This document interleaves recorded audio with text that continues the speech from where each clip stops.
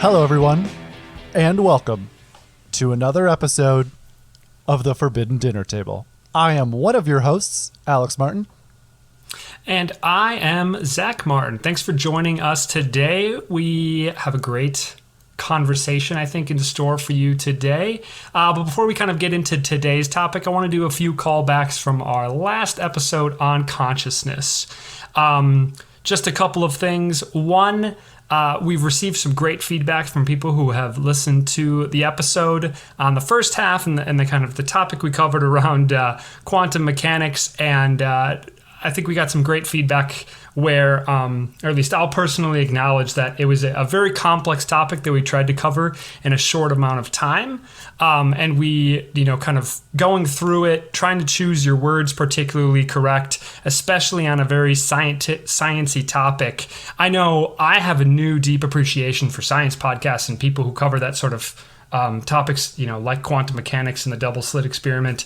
It's a tough topic to cover in such a short amount of time. And I think I definitely learned something a little bit more about podcasting, and maybe it was a little bit bumpy or we went through it very fast. I just wanted to say that we've received some of that feedback or comments from people, which is great that people have sent in or reached out to us with commentary. And also that just an acknowledgement that this is all an experiment. We're learning as we go. We're exploring the space, to quote one of our sort of mantras or values here. And just want to acknowledge that. And I'm also, though, very happy with how that episode ended on the back half. I think we did sort of find our footing, and the back half, that was a lot of fun, especially to do in person, which Alex and I have talked about. We've got our cameras on actually for this one so that we can see each other and try and capture some of that spirit that we really enjoyed doing in person. So just wanted to acknowledge that as a callback, as well as throw out a reminder. We talked about machine elves in the last one. If you have not Google image searched machine elves, check it out, because we can try and describe them, but it's like trying to describe a beautiful sunset. Like you gotta actually see it. To know what's out there. So those are just some callbacks from our last episode on consciousness. And let's set up the dinner table. What's on the menu for today's lesson, Alex? What is on the menu? So today we're going to be talking about open-mindedness. And the idea here is we're all coming down from our holiday high.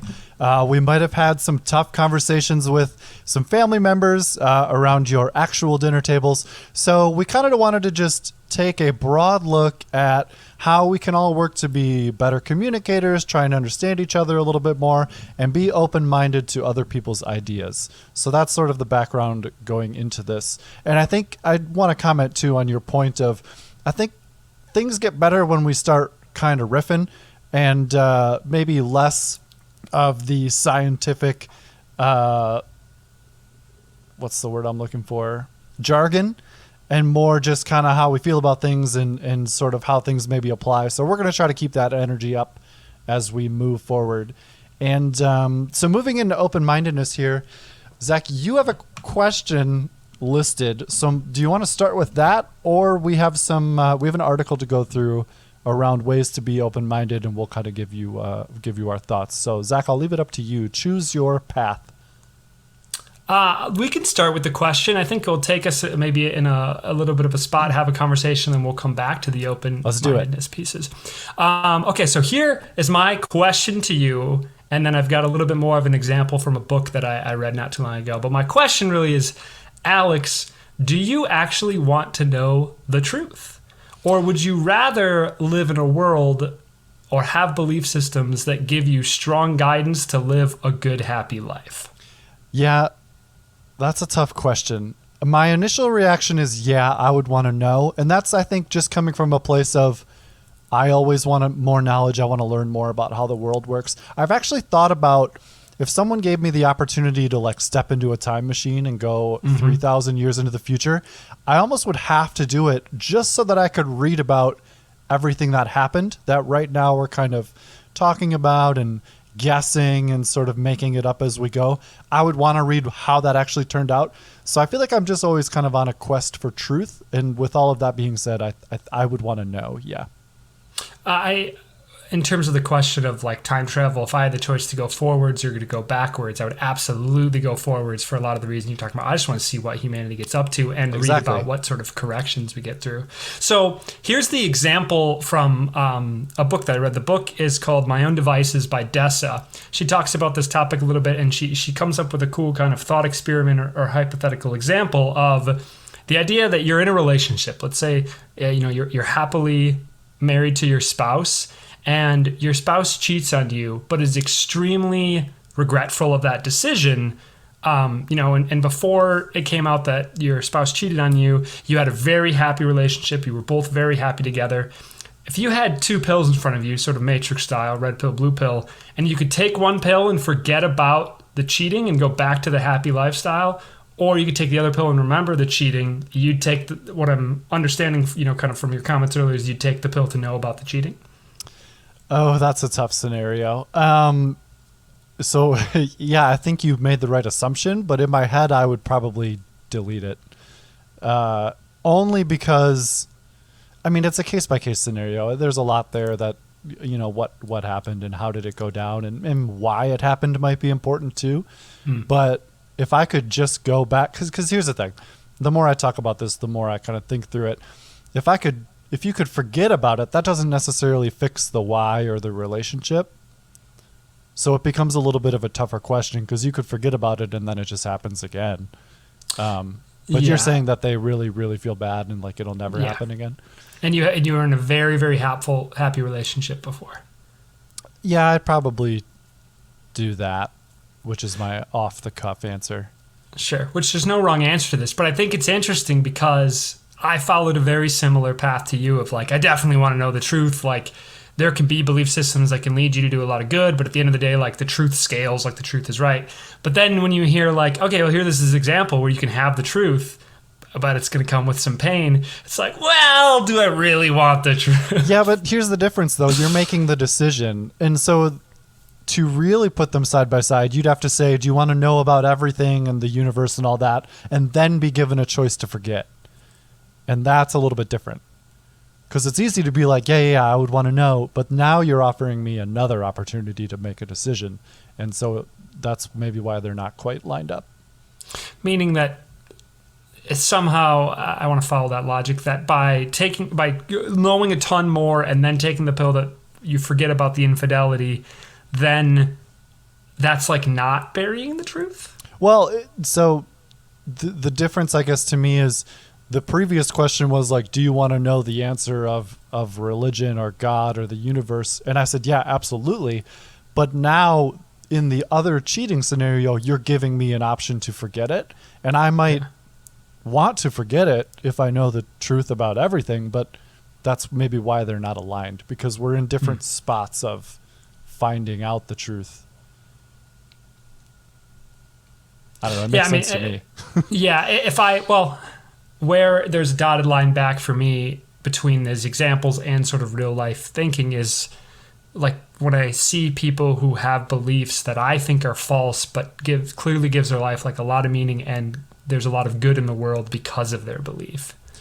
Yeah, I think the difference is it's a different question when you say, would you want to know about everything in the world and then be given an option to go back, or you're stuck with all the knowledge? Those are two different things. And I think your cheating question is the other one of saying like, well, now you have an option to go back.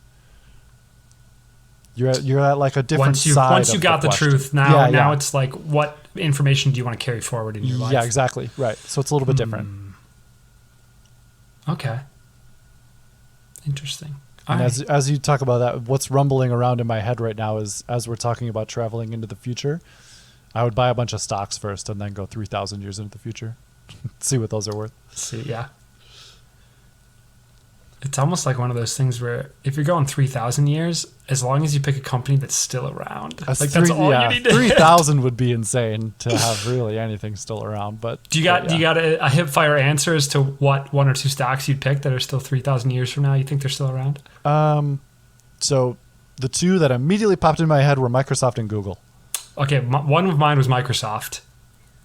Yeah, the other one I sort of was like, kind of filtering through of like, is Amazon, is that gonna go the distance for 3,000 years? Tesla might be another one. Well, and the other thing would be like I don't know. SpaceX. More importantly, it could be. That's where I was kind of thinking of like, what mining company you're gonna go 3,000 years and Chevron's gonna be like, we mine asteroids, like some crazy. They've changed their business model. Yeah, a lot of them probably would. So yeah. But this isn't a stock show, not financial advice. True. Good disclaimer. Okay. Anyways, that was my. I just wanted to explore that's a question. Sort of, my own devices. The book is filled with a lot of just great sort of things that make you stop and go like, huh. Let me think about that a little bit. I would always say yes to information, but you've brought up an interesting sort of next step, which would be like, then do you want to retain that information? And I think that's a different question. There's actually an episode of Doctor Who that illustrates this, where this is going to sound crazy, but if you've ever seen the show, you'll be like, yeah, that makes sense. So they're like in a city riding on top of a whale through space. Oh yeah. Yeah, and they're like zapping the whale to keep it moving so that they could keep the city moving. And only a few people know that that's going on. And then there's a button that once they find out, it's like every year they relearn it, and then they can decide if they want to forget it. And every year so far, up until they get there, they've always pressed the button to forget that information because they don't want it. That's a Matt Smith one, isn't it? It is. It's one of his earlier ones. Yeah, I think I've seen that one. All right. Let's go to open-mindedness ideals or cornerstones. Let's talk about being open-minded. So we have a quick list here, 7 ways to be more open-minded, and then there's some discussion to kind of happen about each of these ones. So I'll take it from the top here, Zach, and we'll start with number 1. And number 1 is learn to question yourself, which we've actually talked about in previous episodes, sort of asking why you feel this way or exploring the space. But it says that the next time you find yourself saying no to a new experience or convincing yourself that there's no way that you could ever enjoy, believe, or understand something, take a moment and ask, why? Why are you not maybe understanding someone's point of view or what they're trying to say? What's holding you back? Is it some sort of fear or a prejudice?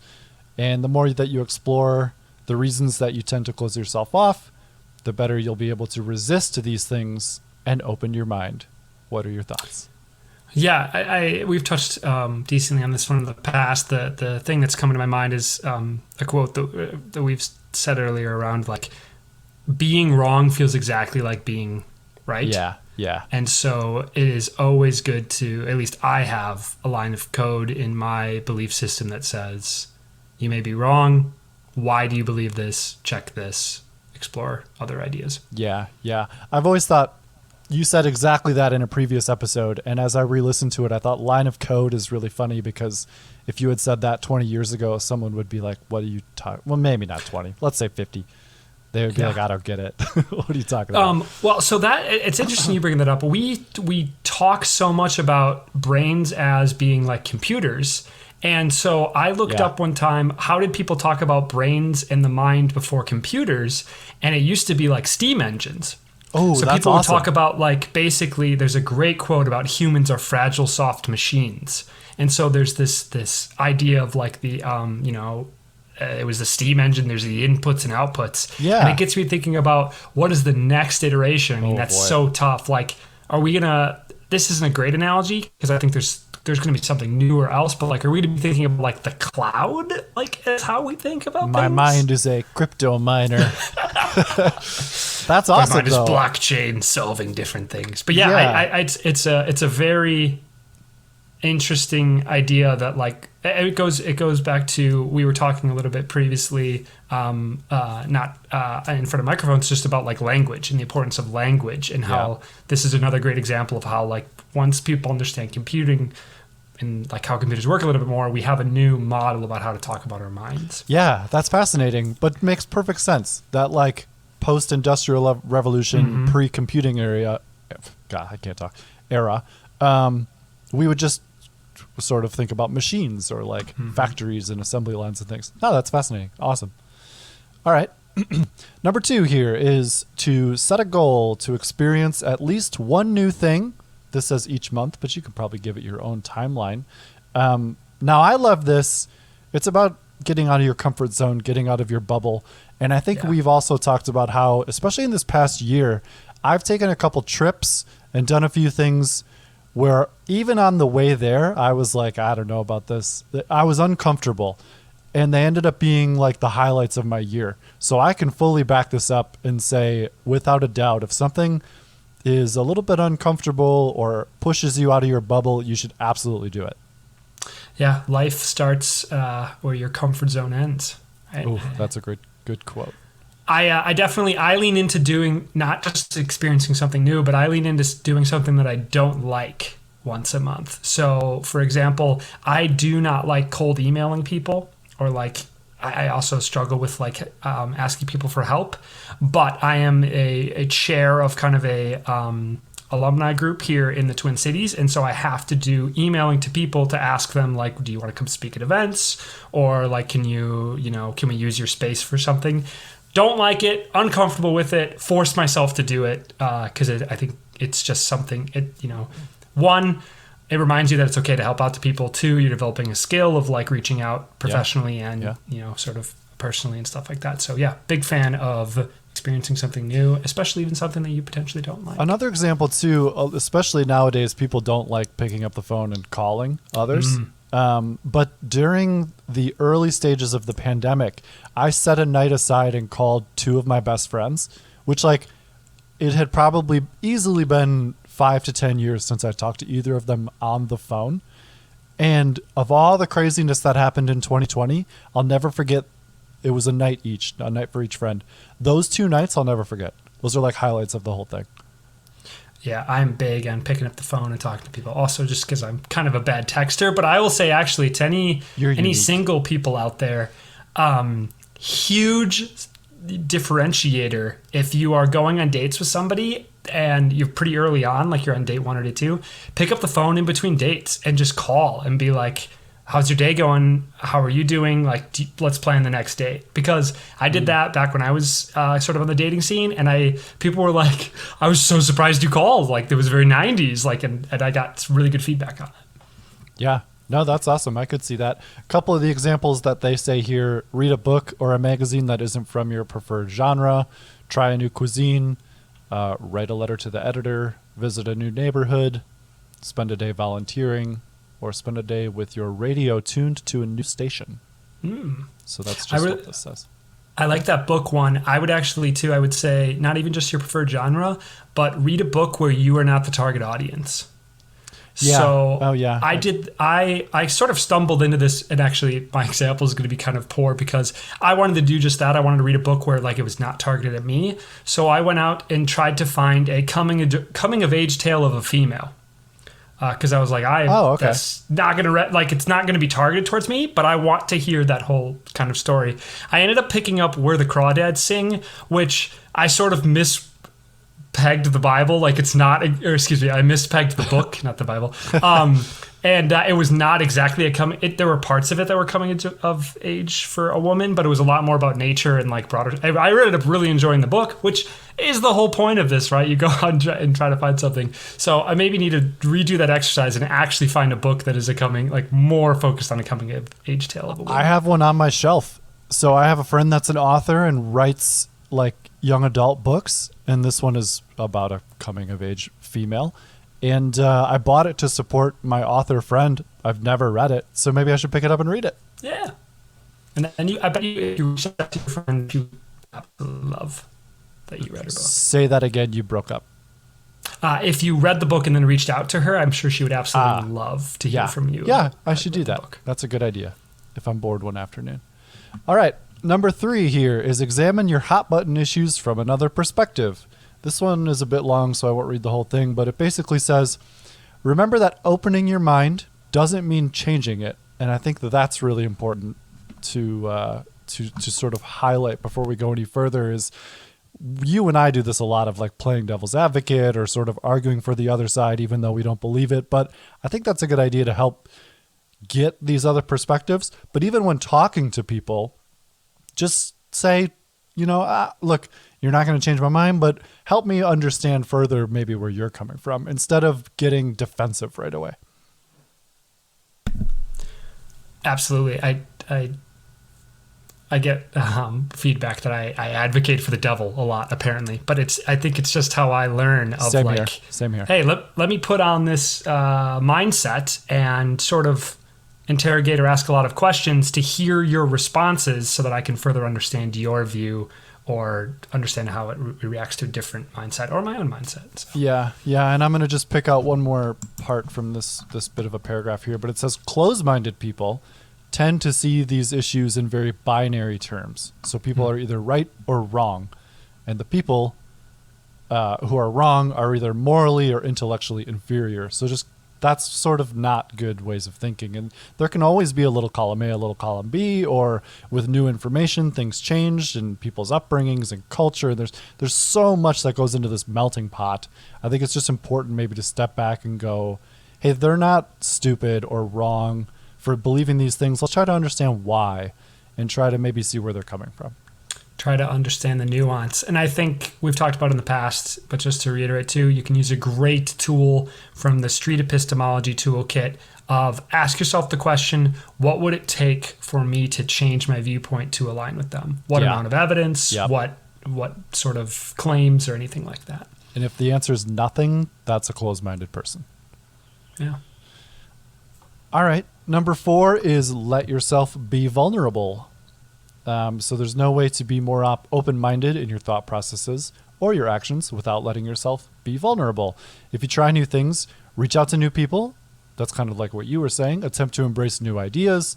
And you will on occasion fail or be disappointed. And that's also very important. Yeah, I think, travel in general, exposure to new culture. Oh, yeah. It reminds me of, there's a comic strip in my mind, and I think it's with a Mark Twain quote, and I don't remember the quote, but it's like 3 panels, and one is a guy in a KKK outfit, and then the middle one is like him going to Africa. And in the first comic, there's like, the swastika and all these other things on his bookshelf. And then he goes to Africa and he's like interacting with the tribes there and just the people there. And then the last panel is him back at home. And instead of all of that sort of negative imagery, it's like there's, just like pieces of art and stuff like that. And I think about that a lot of just That's like, cool. You can have this viewpoint, but if you go and actually meet a ton of people, and experience their culture a lot firsthand with this. I mean, I guess the key here too is you have to have an open mind to do that. Be open-minded. Yep. Then you could change and appreciate different things. This made me think of another thing that I look for out in the world too. And I actually read this a while ago about really smart people and sort of the things that they do. And if you watch for this, next time people are like meeting and talking about what they do, a lot of times they'll say, what do you do? And they'll go, I'm an engineer. And people go, okay. Watch for the person or be the person that goes, doing what? What do you work on? What does that mean? And other people will be like, that's usually not a space where people ask many questions. This happened to me last year at a wedding. I was meeting some people and I said my line of work, which is like IT asset management. And he kind of went, oh, okay, great. And then we talked about something else, and he circled back to me and went, I'm sorry, could you describe what you do? I didn't know what that means. And I was like, absolutely. Like, what a cool question to be like, he didn't just blow that off. He sat and thought about it and went, I don't understand. Can you describe it to me? Which a lot of people don't want to cause a stir or like don't want to sound stupid. But it's actually the smart people that go, can you explain that a different way? Like I'm trying to learn it versus just letting it bounce off. So I just wanted to bring that up. No, that's great. One of my favorite questions to ask when I ask somebody, what do you do for a living? And they answer it. Let's say they say engineer. Let's say they say IT asset management. I think it's awesome to explore that space. One of my other favorite spaces to explore would be, what do you want to do?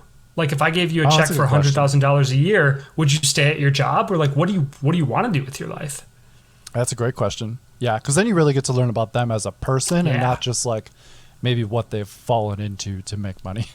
Exactly. I love That's a great question. teeing people up to talk about something they're passionate about. It's so cool to watch people talk about what makes them. There you go. Yeah, that's great. go as a These are person. just like conversation tactics, which is great if you're trying to meet people and learn new ideas. And also segues really well into point number 5, which is to widen your circle of friends. And it says that this is easier said than done, but it's important. The wider your circle of friends, the more likely you will be exposed to different ideas and belief systems. This is key to becoming a more open-minded person. So we're kind of actually got to that one maybe ahead of actually reading it.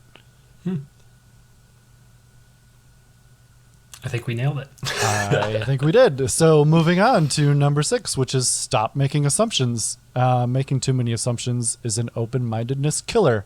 And I think we've all run into people like this that maybe put words in your mouth, or which is something we really try not to do, especially on this show. We'd rather have them come on and say it. But or just assume your thoughts without asking. And so it just have the conversation, walk through those ideas, because then it gives you an opportunity to dig a little bit deeper, ask why or where that came from. And you just learn so much more about someone, and you learn so much more about an idea and sort of what's holding that idea up. Yeah, what makes me think a lot about the stop making assumptions and the examples they give here of like, I would never like that. This is just not my thing. It makes me think a lot about growth mindset and the idea that it's super powerful to not to close yourself off. And the best example I give when I mentor kids, especially in like high school, this is one of my biggest pieces of advice that I give. I say, growth mindset is huge. If you come at any type of subject with the mentality of like, oh, I'm not a math person, or I'm terrible at art, I'm not an art person, my advice is to literally just add the word yet. I'm not a math person yet. I'm not an art person yet. And it totally opens the door to say, if I work hard at this, if I put in effort for this, I can be an art person. I can be a math person. I love that. And a lot of so there are some examples here, and a lot of them do start with I, such as I would never like that. I just don't relate to people who ... That's just not my thing. So a lot of those fall into exactly what you're saying. Mm-hmm. And I think about this a lot as well, of going, well, I don't know, let's say I wanted to learn a new instrument and be like, I don't really know anything about it or whatever. It's like, yeah, okay, but people do, and they started somewhere. So you're just doing what they, like, this road has already been paved. You're not doing something so it shouldn't be so scary. What's something that you catch yourself, like for me, I have to catch myself a lot when I say, oh, I'm not a workout in the morning person. Like I've done it before. I've tried to work out in the morning and I just don't get as many reps in. I'm actually restarting that journey this week of like trying to get up before work and work out and have a really meaningful exercise start to the day. It's challenging, but I really want to lean into that growth mindset of like, I can do this. There are plenty of people who do this. I try to almost gamify it of like, I didn't get it this day, but I'll get it tomorrow. Like I'm getting after it. Like, what is something that you struggle with from a growth mindset standpoint? Well, that because I am so not a morning person, and I've tried many times, and I just can't do it. Yet, yeah. Well, and you can reward yourself, and you can kind of play those games, like you said, which is good. Let's see. Nothing's really coming to mind about something maybe that I am not good at yet. Well, I mean, this was a start. This is an example right here, right? Of like, we want to do a podcast. What does that mean? Where do I need to go? I had to learn about like how these get recorded and pushed out to different platforms and things. And I could see how maybe for a while it was like, it sounds like a big undertaking. I don't really know what I'm doing. And you have to go, yeah, but a lot of people do. Maybe this is just how I push myself through it, is go, yeah, but it's out there. You just got to take the time and do it. And then all of a sudden things start to click and come together. Yeah, there's an important self-confidence there where you don't put yourself down being like, well, other people can do it, but maybe I can't. Like, I like how you're like, other people can do it, I can do it. Yeah, other people can learn to draw really, really good pictures, so I can do it. It's just, then it's a different question of, is it, do I want to put in the time and the effort and all that kind of stuff? Yeah. This reminds me a little bit, just a slight tangent of like, I remember I was maybe like 21 or 22 and I was watching a movie and I like didn't quite follow the plot. And I remember having this thought where I was like, oh, I don't know, maybe I'll understand this when I'm an adult.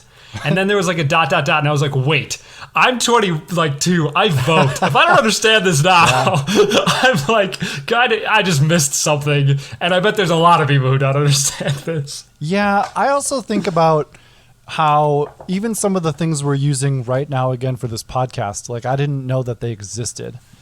Like companies solving problems.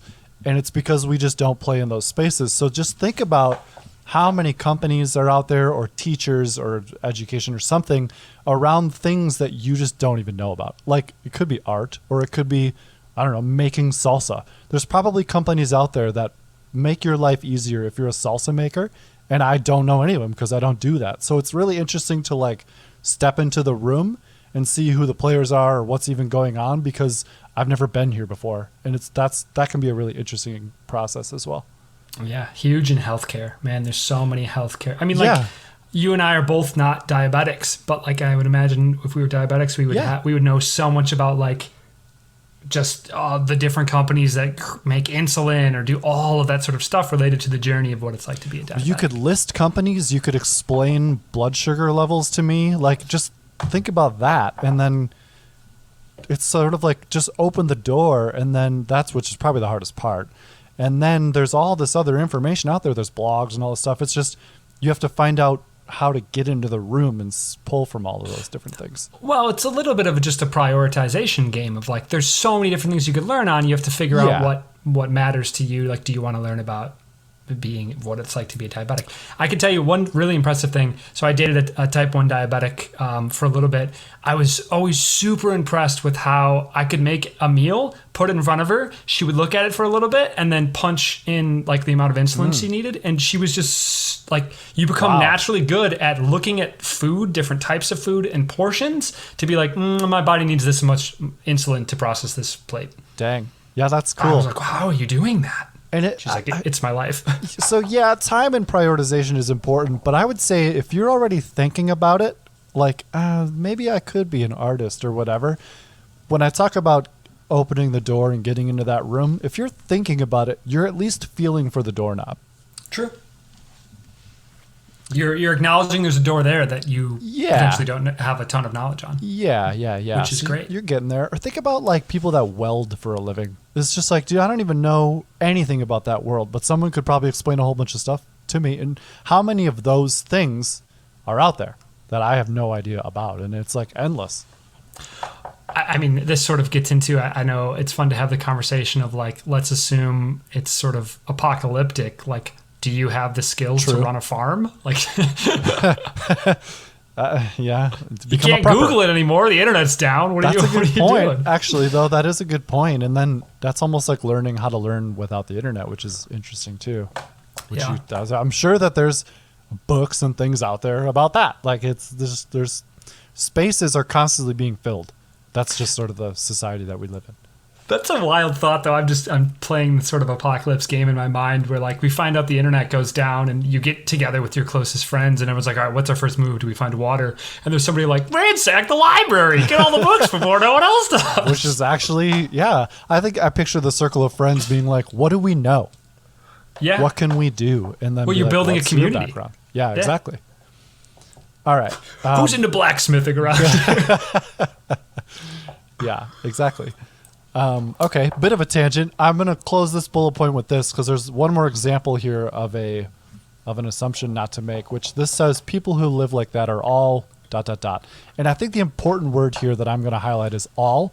And I try to stop myself and stop other people anytime they say that group is all whatever. Those people are all dumb. Or everyone from this state is whatever, stupid, or anything like that, right? And just go, whoa, not everyone. Like, that's way too big of a net. And people say that to me too, and a lot of times they're just being hyperbolic or whatever. But I try to be like, no, that's a bad sentence. Like, you know, what's another? All fish taste bad, and it's like, well, certainly not all of them. Like, I'll even give you, for you personally, maybe 99%, but I bet I could find one that you would like. So just generalizations like that, those really wide nets, usually not good for being open-minded. Yeah, it is interesting. This is related, but not in an exact response to what you're saying. I can remember talking to a friend of mine who used just really extreme language whenever we were talking about sports and we were talking about a team, and they were like, "Oh, they're the worst team," and I was like, "Oh, but that running back on the other team," and they're like, "He's the best running back." I was like, "Wow, you are just extreme to like, Yeah. you know." But it's like pretty common language move is to sort of just hyperbolize like, "Oh, Yeah. it's the best cake I've ever had." Because you're a little bit of a wet blanket if you. I'm sorry, I'm going a little bit off with this. I totally acknowledge that, like, especially when people say things about like whole races and stuff like that, you could be like, really? Yeah, Can I find an example that doesn't fit your criteria? But if you're a bit of a wet blanket, if you're like, this is the best cake I've ever had, and your response is like, really? This is the best cake? What about July 2005, my birthday party? Like, you know what I mean? That wouldn't be my response, but I would certainly be like, really? Like, seriously, this is the best cake take you've it. And, you know, and then I kind of know what I'm doing too in that scenario, but I would want to know and be like, is it really? Or like, is it just really good? Have you had other, I almost like then go, well, let's talk about cake and just like take it. Tell me about other really good cakes. This one's better. What kind of cakes were those other ones though, that this is like, you can use it as a springboard. I'd say you're just a curious soul, Alex. Yeah, that's probably what it is. I'm not trying to be like, really, it's the best one ever. Like, it might be. And if it is, I want to know about it. True. And so, yeah, I mean, it's more of a springboard, I guess, of being like, well, let's talk about cake. Show me your cake diary. I want to see a full ranking of your whole life worth of cake. All right. So the last point here is just simply learn to go with the flow. Mental and emotional rigidity are two things that are sure to get in your way as you try to become more open-minded. If you constantly tell yourself you shouldn't try new things or convince yourself that the consequences will be dire, you will continue to be closed-minded. Try to relax more often and just let life happen.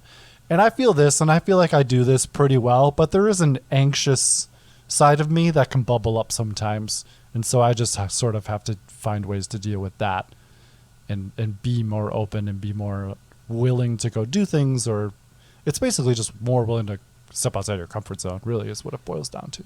I think a lot of it about, I try to practice Zen and going with the flow. Like, you know, when things happen to you, this is sort of an extreme version of like, there is no good or bad, there just is.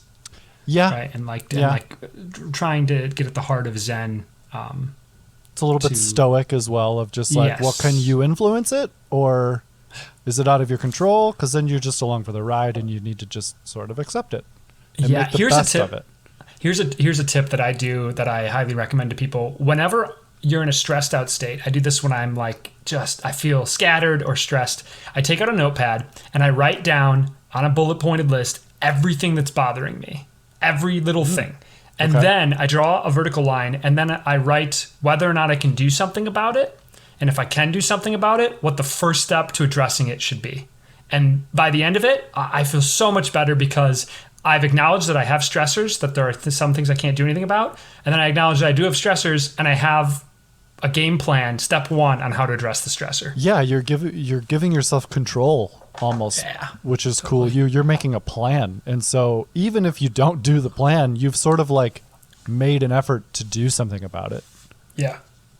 Of course. The control thing is huge. It's the fact that you feel like you have a response to these problems and they're not just like dominating your life. I love that. That's cool.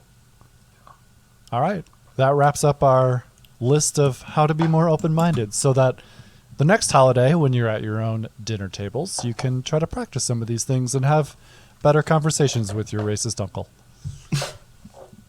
Al, would you call yourself open-minded? Yeah, I mean, I try to be. Do you want to put it to the test? I would love to. All right. So I have come up with a little bit of a game, a mini game, if you will, on the topic of open-mindedness. The game is called Everything in Moderation. And here's the concept. The concept is that you, Alex Martin, have created or designed a new social media platform. And this is like day one of the social media platform. And random things are just spilling in from all over the web. You've got a ton of people that have signed up on day one. You have no moderation standards. And you've got to quickly basically go through and say, okay, this topic, do I suppress it? Do I censor it? Or do I not? And Okay. I've written down a bunch of various different topics here. You do not know what they are, so I'm giving to you live for the kind of the first time here. You haven't had time to think about this. I don't want to like dwell super long on ones. If you want to like make comments of like, here's a little bit what I'm thinking. Okay. But I've got like 25 or 30. So if we talk about each of these, it's going to take forever. Rapid fire. There are one or two jokey things in here, but most of them are real. Okay. 95% of them are these real. like scenarios or images or? Yeah, more like topics. So it's kind of a censorship question, but I think there's a little bit of a dotted line over to open-mindedness. So, imagine you're the moderator and there are posts. If you want me to go into a little bit more detail on some of these, I can, but I think hopefully they just conceptually sort I'm of probably speak going to for have a lot themselves. of annoying questions, but let's jump into it here. Okay. Again, you're running the moderation board on this new social media platform. Flat Earth. So is that topic allowed to be discussed? Yes. Yeah. Holocaust denial. These are easy warm-ups, bro.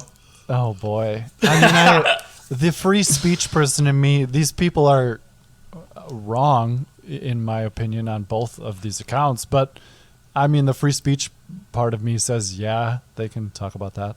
Yeah. Okay. We're just gonna see kind of where your line sort of is, right? Okay. The moon landing is faked. Sure. Katy Perry sold her soul to the devil in order to have pop music. Sure. But hold on though, because that's a little bit different because it's so outlandish that should be true of Flat Earth too. Okay, gotta keep going. ISIS terrorism beheading videos. No. 9/11 was an inside job. We found a line.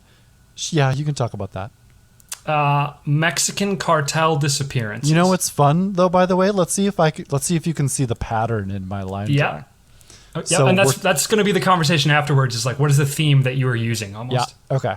And I'm making it up as I go, but I think I'm falling into it. So we're talking about cartel disappearing people? Yeah, Mexican cartel people kidnapping. But is it the cartel or are we just talking about it? You're talking about the That's people fine. are talking about the cartels. That's fine. How to convince your children to be bulimic so that they're skinnier. Ooh. I'm gonna say that's okay to talk about. Okay. Schematics to recreate a pressure cooker bomb. Ooh, now I'm trying to find my line's getting blurry. Yep. Oh yeah. God, my initial reaction was no, so I'm gonna just stick with that. How to pick a lock.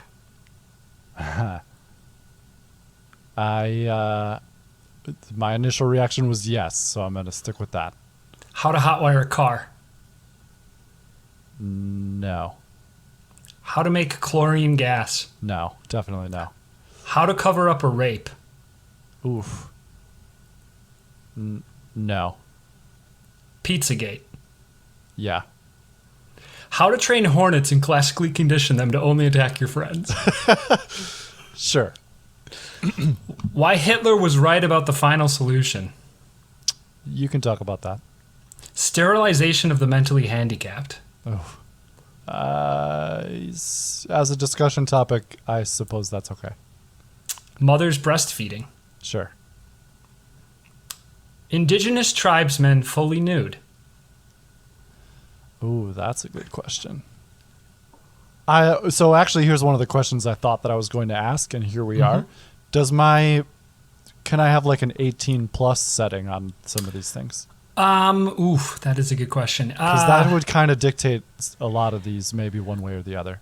Oh, you mean like you can have an account that says you're 18 plus and you can see some of this stuff versus children account? Yeah. Sure. You're the designer. You can enhance.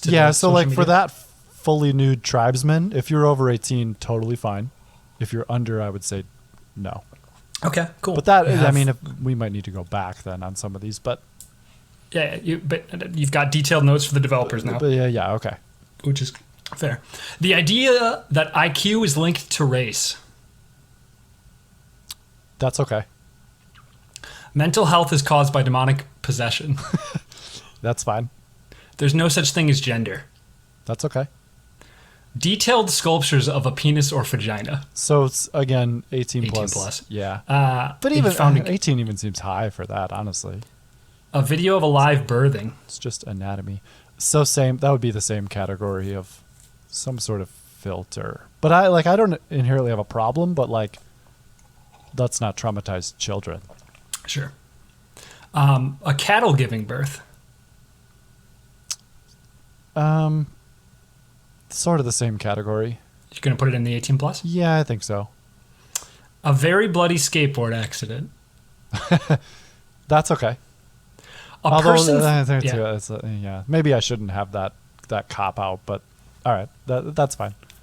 A person falling to their death from a 3-foot window. Oh boy. No. Well, hold on though? Yeah. Do you see them die or just fall out the window?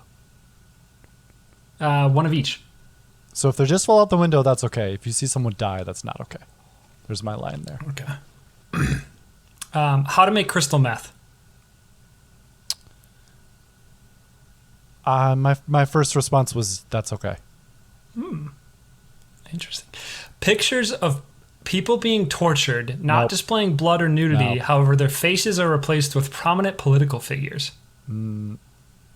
Oh, but but hold on. Are they actually being tortured, or is this like a sketch? I'm going to say the actual people are being tortured. Then no. Then no. Okay. If it's like a satirical thing or a comedy thing, that's right. If like someone in gallows, you'd allow, but not yeah. Truly. Okay. How to waterboard someone. No. How to remove a human heart and keep it alive. No. Ice pick lobotomy with no blood. No. An extremely detailed layout of the White House and the president's schedule. Oof. I mean, I feel like I'd have somebody calling me to take that down. So no, I guess I assume that wouldn't even get to me as a moderator. Castration of a horse. No. I found my filter now, and I'm kind of Okay, cool. It. That was the last one. Okay. I honestly wasn't. I was paying attention roughly trying to come up with a filter, but I was also looking ahead and stuff like that. Yeah. So this will be interesting to listen back to. Before I give you the floor here to talk about your filter and what it was like to be in the hot seat for that, I will say even just writing these questions had me thinking about my own filter to say, where do I get as close to the line as possible with, in some of these things. Yeah, were there any that I answered and you were like, oh, I disagree with that?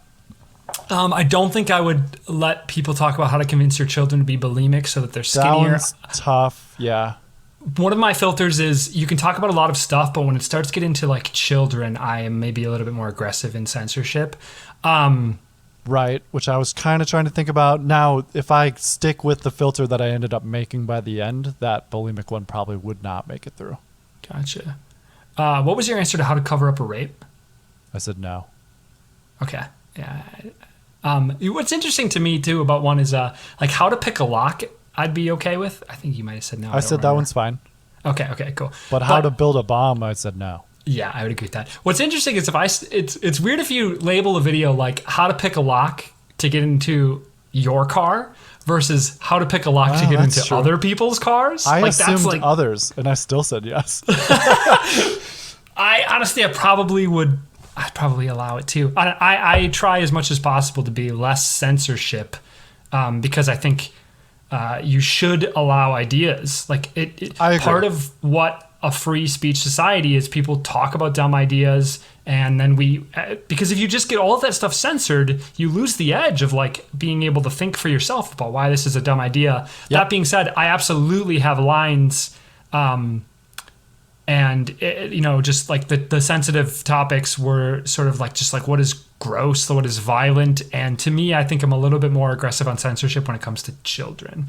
Yeah, so violence was the big one, and that's sort of what my filter ended up being based on. Was people can talk about flat Earth, people can deny the Holocaust. That's not inflicting violence on anybody. That's has nothing to even really do with other people.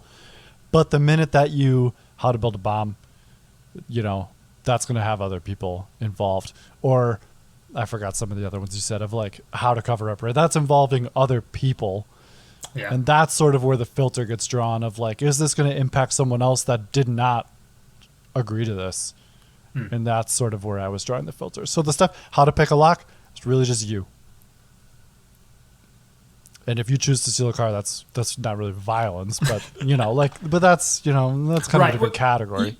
In some ways, you're saying like you can share some of this information. That's not the crime. If you go and act Correct. on the information, it's the crime. And but like how to waterboard someone, no, because now you're going to go involve another person. That's the line. I don't want to get into this too much because it's too sticky right now, but I think this is what one topic that's really hard is like vaccine efficacy, because it's a topic that people should be free to talk about, but also when you get into like, there's a public health component to it. Yeah, that one would be okay for me though, because again, it's all you, and it's not directly involving other people. I understand how it kind of does in the big grand scheme of things, but according to my filter, that would be okay. It's not violence per se. I would probably lean into not censoring, because I would struggle with coming up with a censorship guide that could be used appropriately in that space. Especially because it's a hot topic with a lot of new information and new data that's coming out. So, anyways, thanks for playing the game. What any other thoughts on being in the hot seat? It was actually kind of fun. Those rapid fire type things are kind of cool too. So maybe we should incorporate that into the future a little bit more. Cool. There's other like shows that I used to listen to where they'd close with like 5 quick questions, which maybe when we have guests, we can have like a standard list and do that to them, because that'd be kind of fun. Yeah. Cool. Thanks for playing. I'm just going to take a scroll down the list here and see if we can finish maybe on a high note. Yeah. Oh, here we go. All right. So I've teased this to you a couple times, but I had this thought now, and I just want to hear what your reaction is. So we're going to lighten things up a little bit. Please. All right. So James Bond has been a franchise now for 50 years? More than that? More than that, I think. Yeah. 60 years? But there really isn't any other franchise or collection of films that even comes close to the domination of one character or one story told over 60 years. And I was sitting and I had a thought that we might have our second James Bond franchise, and that is Fast and the Furious. Can I tell you where my mind went actually first? Sure. Yeah. Sherlock Holmes.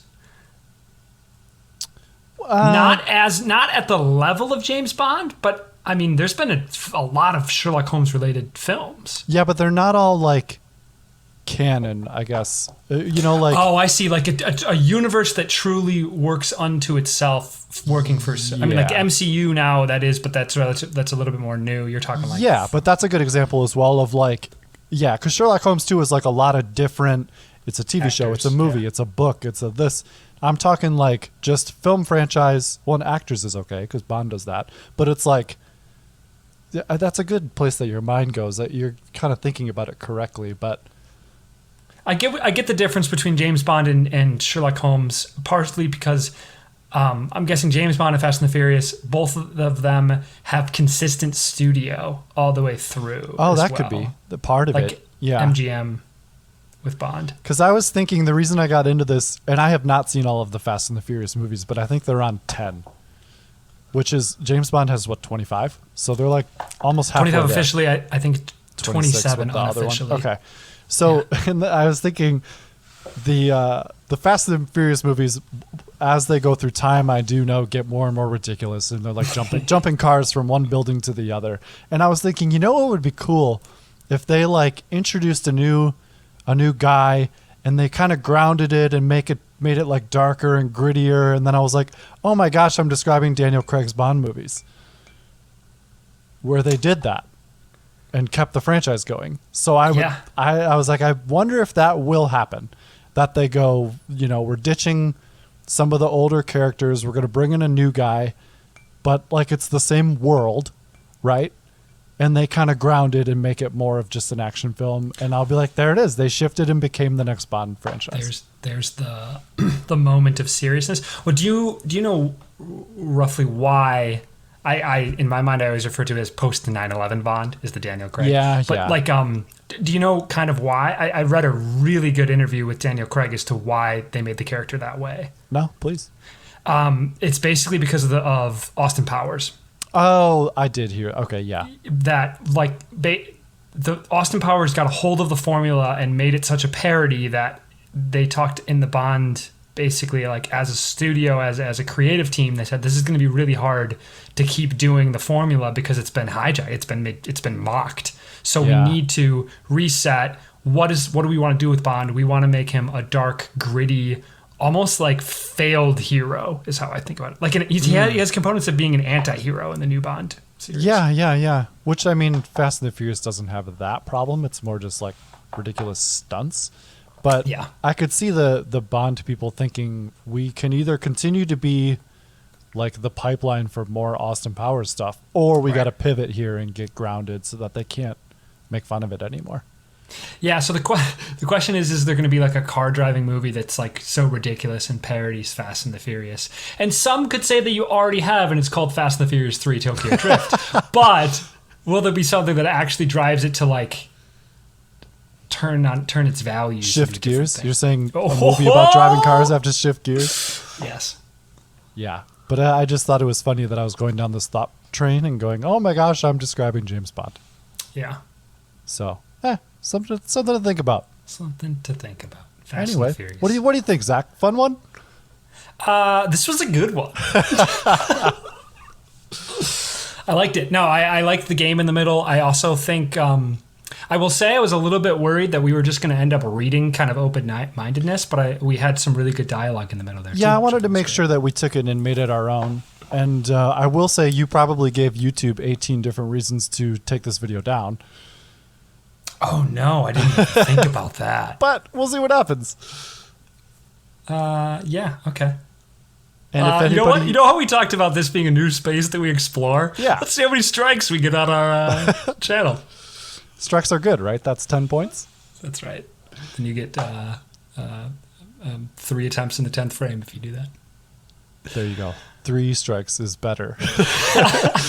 Yeah, and I just want to reiterate too, if anybody has questions or wants something that we can talk about, forbiddendinnertable@gmail.com. You can reach out to us. And I should have introduced the YouTube comment by saying we are on YouTube now. So if anybody's on Spotify and has friends or wants to listen on YouTube instead, we are now there as well. Please give us a like and a subscribe, and we would greatly appreciate it. Yeah. Thanks for listening, and remember to stay open-minded. Stay open-minded, and thank you for listening.